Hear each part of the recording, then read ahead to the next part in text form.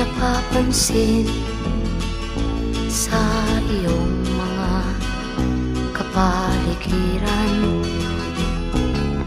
Kay dumi na ng hangin, pati na ang mga ilog natin.